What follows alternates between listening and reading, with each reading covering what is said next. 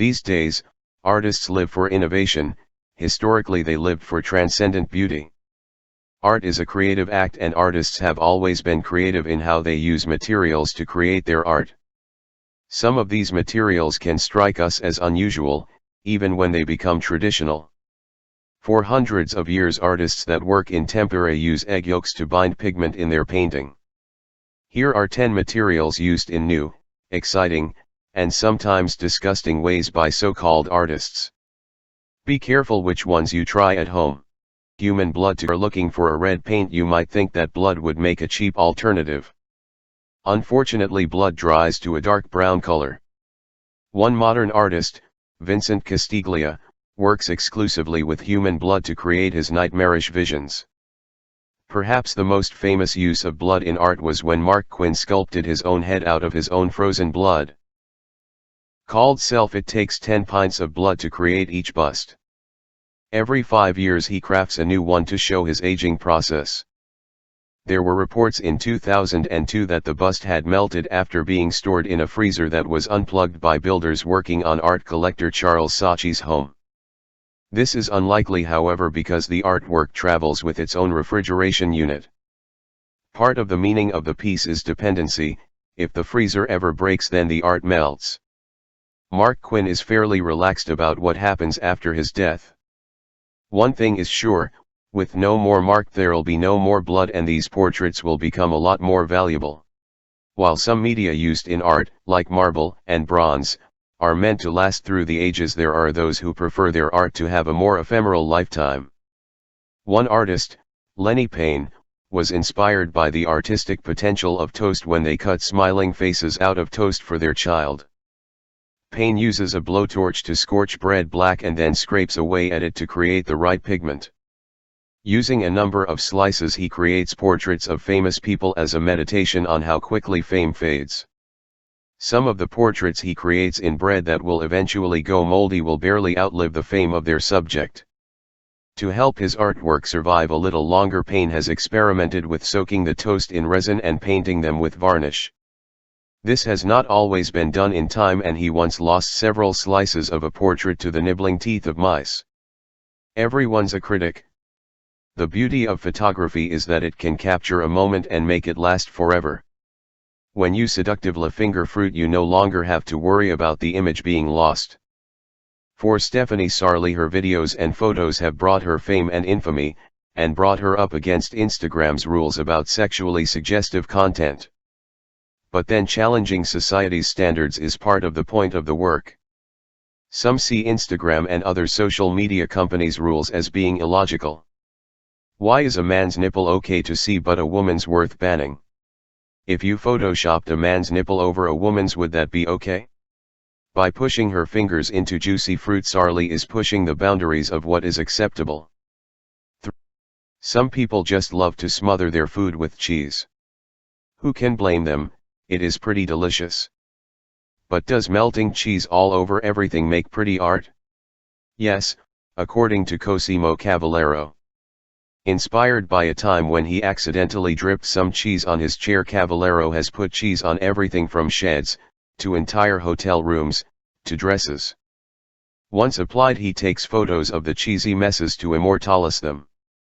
He has branched out into other media, as when he made a controversial statue of Jesus out of chocolate, but cheese is where his heart is. In 2019, to protest the building of a wall along the Mexican-US border, Cavallero constructed his own out of cheese nearby to show how absurd the wall was. "It sounds cheesy," he remarked, "but just love one another." What would you do if you had 200,000 ants on your hands? Probably call an exterminator, but artist Chris Truman decided that that was exactly what he needed to create his masterpiece. Ordering ants in batches of up to 40,000 at a time, he would kill them and individually position them with tweezers to make the image he had in mind. When he was done, his artwork self-portrait with a gun was put on sale for $35,000.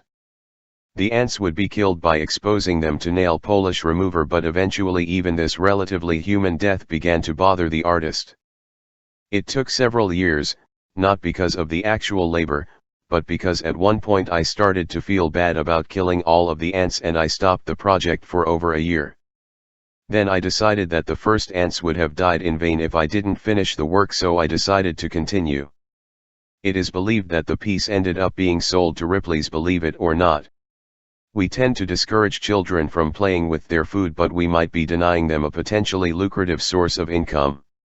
For artist Anne Catherine Beckericavard, playing with food is at the center of her work. Taking fish heads, she crafts little scenes to place them in as if they were humans. Her desire to play with animals, both living and dead, began in childhood when she would transfer her doll's clothes to her pet rats. It was only when she started to train in the fish industry, though, that she discovered her love of severed fish heads.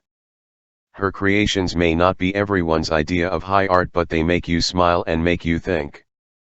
As the artist says, "Take the fishes in my factories for an example, they are in uniforms.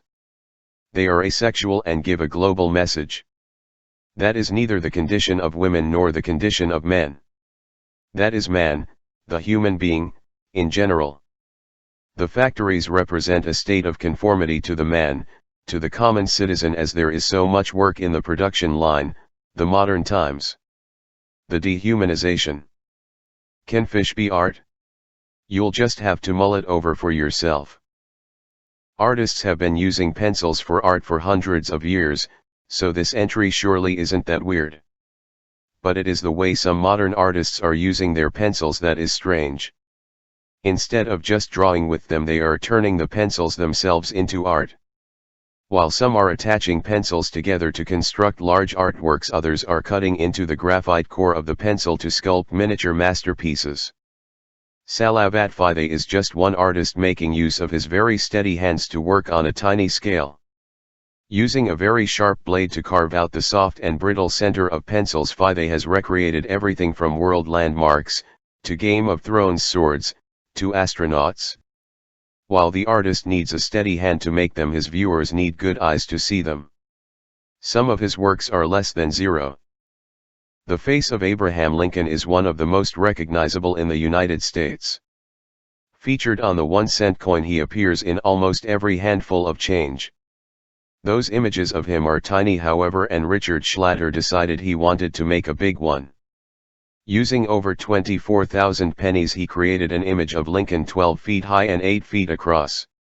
Schlatter was inspired when he was counting out some pennies and noticed how they each varied in color. Because of the difference in how they are handled, pennies can appear as brilliant shiny copper or almost black, and all the hues in between. Schlatter decided to use these variations to create a portrait of Lincoln. Each year that Lincoln has been on the penny, from 1909 to 2017, was represented in at least one coin. Overall, it was not a bad outlay on the part of the artist. Using pennies worth around $245, he walked away with an art prize of $200,000. In 2006, the artist Roger Hiorns took advantage of some high school chemistry to create some extraordinary art. Many students will be familiar with copper sulfate from a simple experiment where a blue crystal is dangled in a saturated solution of copper sulfate and the crystal is seen to grow over time. Hiorns took this crystal growth and applied it to a BMW engine, the copper sulfate crystals converting the metal into a glistening mass of deep blue jewels. This was not large enough for Hiorns, however. For his next work with copper sulfate, he took an entire British apartment and flooded it with 90,000 liters of copper sulfate solution. Left to react for a month, the artist returned and pumped the mixture out to reveal a home transformed into a cavernous blue geode. When the artwork was donated to a charity, it took a great deal of effort to cut the whole apartment from its building without destroying either the art, or the neighbors' homes. There are many people with strong feelings about the effect of Facebook on society and democracy. Few people are willing to go as far as expressing their views via the medium of their own poop. Thankfully for art history, Katsu, a graffiti artist, was willing to step up to the plate, or the toilet. Using his own faces, Katsu created a more than passable likeness of Mark Zuckerberg, Facebook's founder. Katsu apparently does not mind getting his hands dirty, though when painting with his poop he does admit to using many gloves and a face mask. But sometimes the medium an artist chooses perfectly captures their feelings towards their subject matter. Mark is Mark. Katsu said. He's this mutation, this gross aspiration everyone idolizes. He deserves to be ridiculed. I want to let people know my beliefs. With Katsu creating a series of poop portraits of the titans of Silicon Valley, I think his beliefs are pretty clear, if not always pretty.